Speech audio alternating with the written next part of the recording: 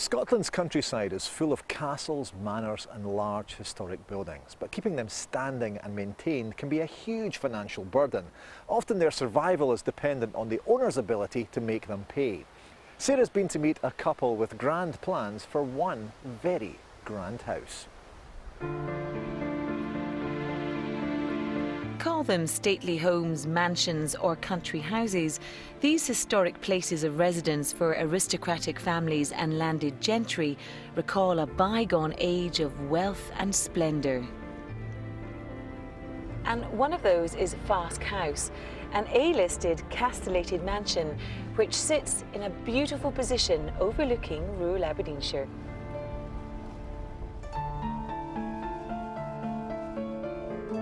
Fasque House was bought by Douglas and Heather Dick Reid last year.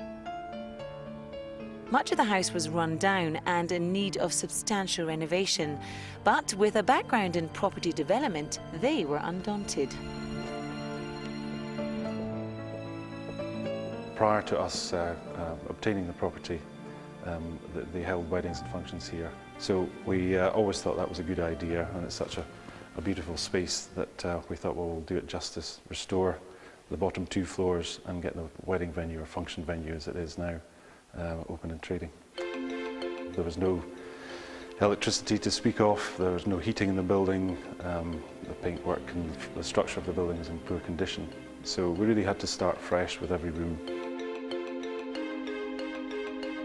For most of us, it would just be a dream to live in a place like this, but in reality, there must be a lot of financial cost and burden. Absolutely. It's around about £100,000 a year to keep a house like this. Just to keep it living and breathing and wind and watertight and maintain the fabric of the buildings. That's why it really had to stand alone as a business.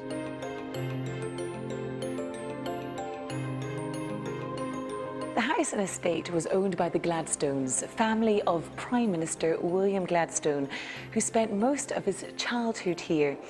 In 2007, the Gladstones sold Fasque along with most of its contents, but you just have to take a wander around the place to see reminders of its grand past. Heather, you're the other half of the team that have been mad enough to take on Fasque House. How's the project gone so far? Yes, it's been a very interesting project, challenging. When you see what's been done and what's been achieved, then that reaffirms the commitment that we have to Fasque and all that Fasque has to offer. It's been a great pleasure to be able to be part of the refurbishment and the bringing life back into the building.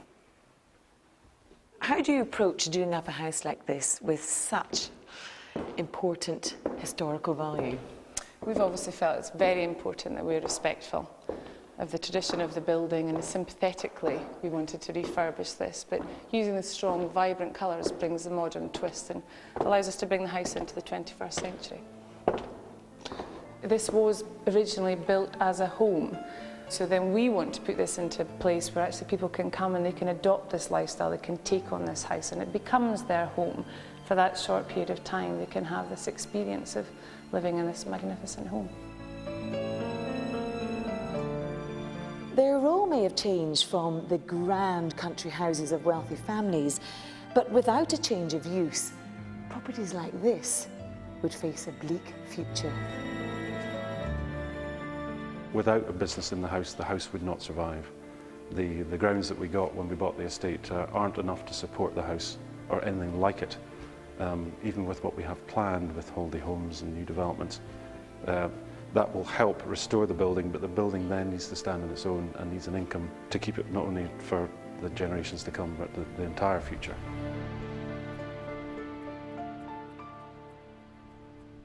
Over the next 4 weeks, Ewan is going to be combining his work with one of the great passions in his life, sailing. He's going to